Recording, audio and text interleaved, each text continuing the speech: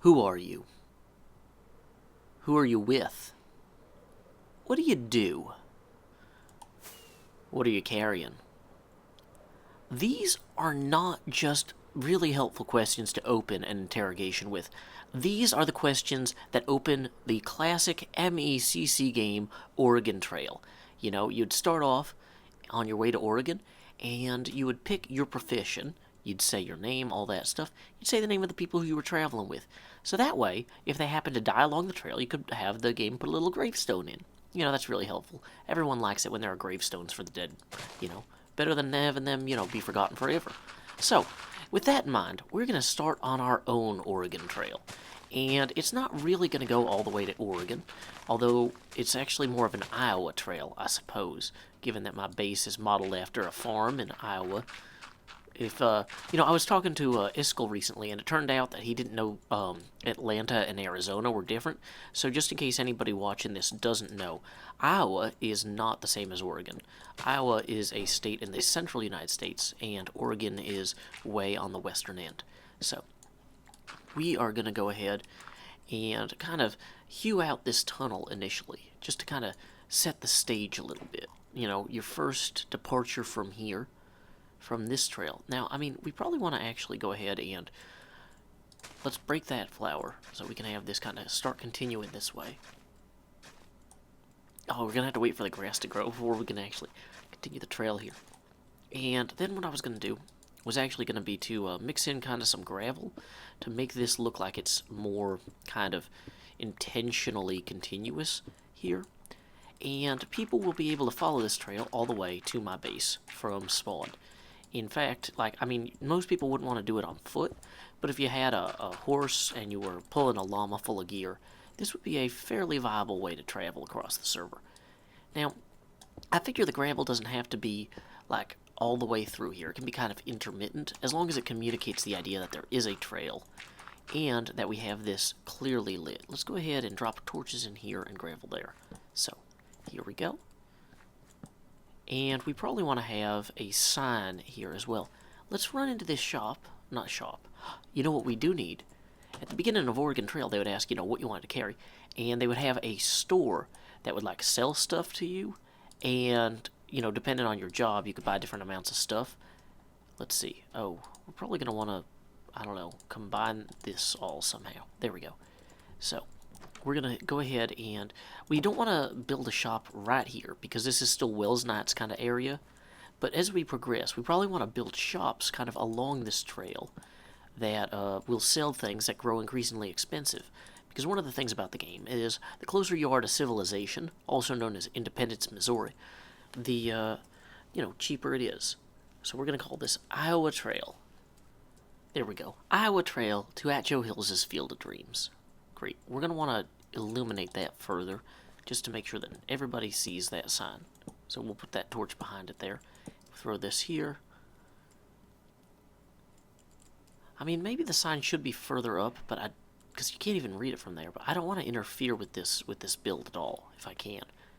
So anyway, one thing I was thinking was the further you get from spawn, like at spawn, you can buy a whole bunch of, what do you call them? You can buy a whole bunch of steak for 1 diamond, like 64 steak, at Maslow's hierarchy of steak. You know, the premier steak provider on Hermitcraft. And you can't do that out in the wild. You have to pay more because it's harder to get materials and goods kind of out this far. So I was thinking about having this kind of turn here. And maybe I should wall off things like this, although maybe I should explore them and exploit their natural resources as well. So we'll come back to that. As long as it's clear where the trail is, and the trail is not right here. So we'll go ahead, kind of hew that up a little. Well, what's the opposite of hew? We're not really hewing, we're wetting? I don't know. Cool, cool, cool. So that definitely sells. So we go through this little valley here. Now the thing about this little valley is it's not going to be very safe at night. There's a lot of places for creepers to jump down on people. So we're going to want to make sure that the top of this is actually fairly well lit, so that people feel safe coming through here. Because, you know, if there's one thing that people lacked on the Oregon Trail, it was feeling safe. You know, knowing that other people had your back and you were very unlikely to die of dysentery was very important in those days. Although it was a really kind of application of faith. You were probably going to die of dysentery, and, you know, people might have your back, though. So, I don't know, you're 1 for 2. Okay, so we're kind of putting more lights in around here, decreasing the chance of random mobs spawning. Great, and then we come around here, and I guess we will, for the moment, continue this kind of hill here, and have this kind of climb back out. And of course, it's already getting dark. So, we need to have this go all the way, not down into that pit, and continue well through here on its way. I figure we'll kind of meander this way. Let's go ahead and mark that out real quick and get some of these lights planted so that way we can just kind of communicate that this is a area of safety to ourselves. It's important to reassure yourselves that you're safe all the time, because otherwise you'll feel paranoid. Which, I mean, you aren't if they're really out to get you, and they are, but, you know, feeling like you're paranoid is actually very stressful. It's not healthy for you. So, let's go ahead and kind of just add a little bit of light in here. Oh, I hope this isn't too much lighting for Will's base, but you know what, he won't be able to see it, I think, from all the way over there.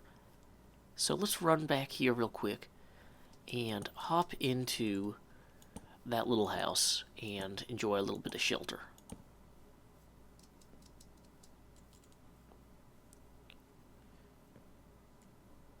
Oh good, this whole little area here is actually completely unlit. That's a skeleton with an enchanted bow. We're going to go ahead and eat some steak. And let's go ahead and sleep here to change our spawn, just in case things go bad. Probably would have been a good idea to put in a, what do you call them? One of those special chests where you got the teleporting of items. Ooh, I like that you can stand on that and it clicks. And this oven's interesting. Such a little cozy house. Is that skeleton still there? Yes. Dang it.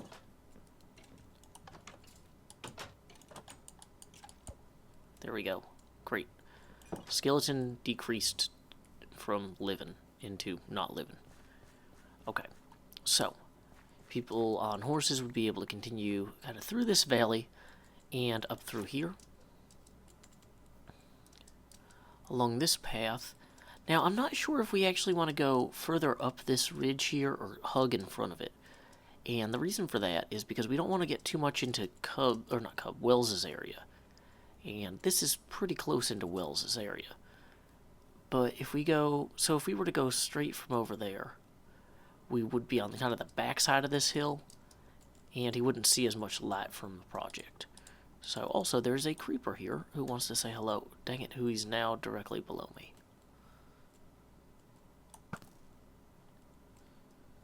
So we're going to have to keep that in mind, that creepers did have the opportunity to spawn. So, let's see here.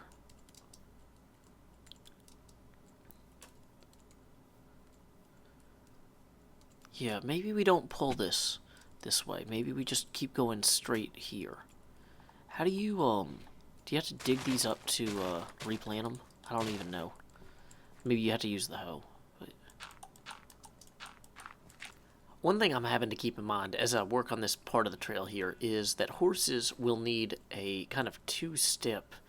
They need a one-half slope in order to not, like, fall awkwardly, and this is way too steep here. So that kind of makes my job a little difficulter, or more difficult for those of you who speak proper English. And so I'm kind of working around this hill accordingly, trying to make it feel kind of natural without completely ruining everything. So I think out of all my options, just kind of having this kind of switch back a little bit here might be the best or least worst, maybe. Because, like, we could kind of have this come down and around a little bit along this way. And kind of plant some new grass here. It's not great, but it kind of works. And we can kind of soften this a little bit here, too. So when I talk about games, one thing I always like to do is kind of break down what would make that game potentially the origin of a whole genre. Like with Doom, you know, for a while, first-person shooters were just called Doom clones. Like that was just what a first-person shooter was a copy of Doom. And so I was kind of thinking like, what would make Oregon Trail a genre? And I realized to some degree there's enough spin-offs from it that in some ways it practically is a genre. Like there's Yukon Trail and Amazon Trail that I also played when I was a child, and they incorporated some of the same elements of Oregon Trail, but in different settings. And I was thinking you could probably make like all manner of space Oregon Trail games. Like you could make a Mark Watney themed Martian Trail if you were so inclined.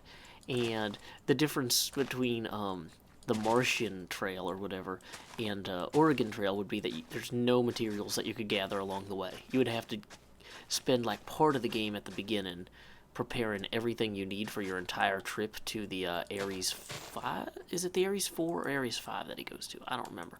But you'd basically spend the entire start of the game just preparing, and then once you're underway, like bad things could happen to you, but nothing good could really happen to you. So that would be an interesting variant.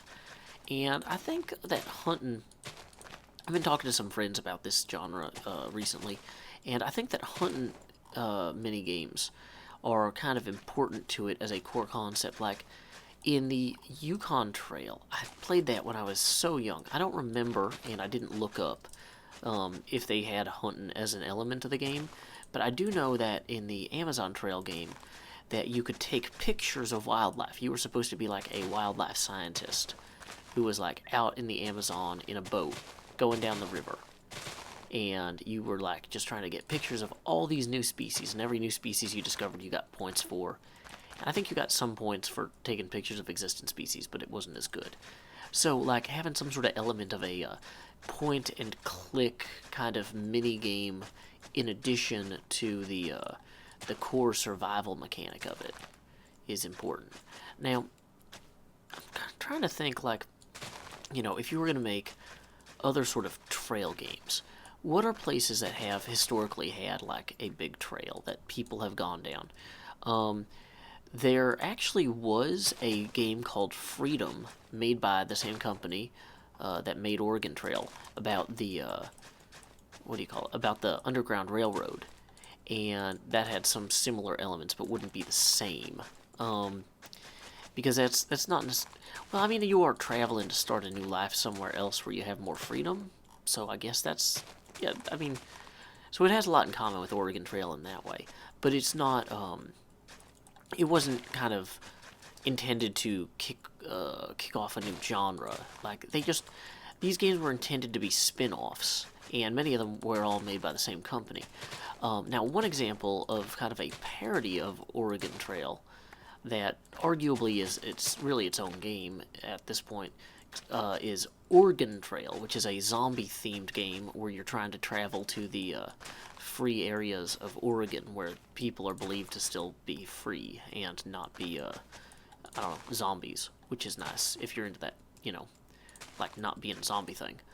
So I think we're almost to the point where we wanted to turn this. No, we actually want to go all the way to those torches, actually. So, let's see. Dang it.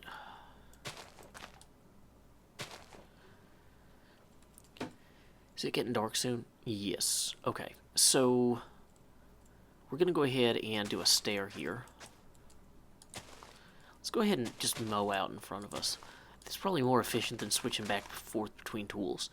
And we've got this pond here. I think we're going to just build a little bridge over it, maybe, so that we just kind of continue things as they were. Now, we are going to have to descend a little bit to get down here, just kind of eyeballing this. And then we have to go back up to get to there. So I'm not sure. We might actually want to have our turn be closer to this. Let's go ahead and put a marker down. Or all the markers. We'll just put all the markers down. So that should line up there with our existing trail. As I'm thinking about it, though, one thing that might disqualify the Mark Watney Oregon Trail from being considered like an Oregon Trail game or the Martian Trail or whatever would be that you don't have any companions that you have to keep alive. Like one of the big things about the Oregon Trail games is that you have people traveling with you who can perish. Now, you only lose the game if you perish, although arguably it's better if the people with you don't die as well. So, like, if you're the only person, it kind of removes that element of mortality from the game that I think has kind of plays a pretty vital role in the storytelling. You know, because you would have these gravestones along the trail, which we probably want to add some gravestones along this trail, too, at some point. Hopefully not where we die, but, you know, core concept, it'd be cool to have. So I'm worried a little bit about this valley at night, because I did not necessarily like this enough that I know for sure there's no creepers going to jump down on me. But you know what, let's just... there's a creeper in the distance there. What? What hit me? Okay, so let's just nighttime away. Bye-bye. You know, now that I think about it, you could have an entire, like, series of space adventure trail games that don't necessarily, like, happen on planets, but between planets. That could be really cool. And I'm in the water. So as you can see, I've successfully extended this about as far as my beacon here, and it's about time to turn and start heading south. Now, one thing that we're going to want to do is verify that this is actually the best place to head south. Like here, if we move the trail maybe one block over, we can completely avoid all of that, dang it, of course now I'm not moving the trail one block over. We can avoid all of that unfortunate, water. So let's do that. And fortunately, it looks like CubFan is coming to join us for a few minutes to chat about our subject of the day. Hey, Joe. Hey, CubFan, welcome. How's it going? Pretty well. I'm building my own little trail to my base. I don't know if you've seen the one Wells Knight has. I have, yeah. Yep. Yeah, I'm extending that further west and kind of looping around the mountains that surround his base, because mine is actually just south of his, but it didn't seem appropriate to, like, plow through the middle of his base with a trail. Yeah, that would probably not be good, yeah. Yeah, so anyway, I've just been chatting a little bit this episode about Oregon Trail. Did you ever play that when you were a kid? I did play that. I played that a lot, actually. Classic one. It is, and, like, I feel like, you know, they made a few spin-offs, but really that game could have been its own genre. Like, you could just make a million trail games. Like, we've got, like, a million first-person shooters, because, you know, okay, there's a lot of people to point things at, but, like, you know, we could have a million places to go, too. Very true, yeah. You could have one, like, Asia, like the Silk Road. Oh my goodness, Silk Road Trail would be amazing! Yep, yeah. Oh my god, yeah, that's perfect, because, like, they have Amazon and Yukon, but, like... Do they really? Wow. Yeah. I did not know that. Well, and Cool. those are spin-offs of the original game, like, made by the same company. Like, they're Gotcha. not standalone, or, I mean, they're not, like, other people saying, hey, we're going to make our own thing, you know? Yeah. Like, Yep. I'd consider Doom 2 a spin-off of Doom, but, like, or a sequel, but, you know, there are other games that are, like, just first-person shooters. Like, Overwatch isn't arguably a Doom clone, but really, for a while, every first-person shooter was called a Doom clone. That was just what they were, you know? Right. Yep. Yep. So, Totally. yeah, man, Silk Road Trail. That's a smart one. Man, you're just coming at it strong right out the gate. Yeah. You got Suddenly, any billion more dollar business gems? ideas, yeah. Yeah, if you got any more gems in that bag of yours. Yeah, I mean that's I mean there's probably some other things you could do with like other areas like you said, but yeah, there are like there's a big market potential for that type of stuff. I would think. Yeah, I mean, I'm not actually making any of it. I was just, you know, more like brainstorming. I like talking about things as genres. Like, what if Twitch Plays Pokemon became a genre? Was one of the panels I did at Kineticon one year. And DMAC was on that panel with me, and he's like, I don't know anything about genre definition or making video games or anything. And I'm like, no, that's cool. You're the Pokemon expert. We need that too. There's going to be Yep. people who have questions about Weedles. Yeah. That's awesome. That's awesome. Yeah.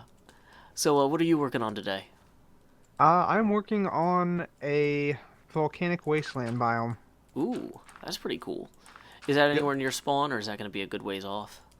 It's gonna be right outside of my base and False's base, actually, like on the opposite side of the hill. So pretty Oh, close that's by the cool. Blue District. Oh, great.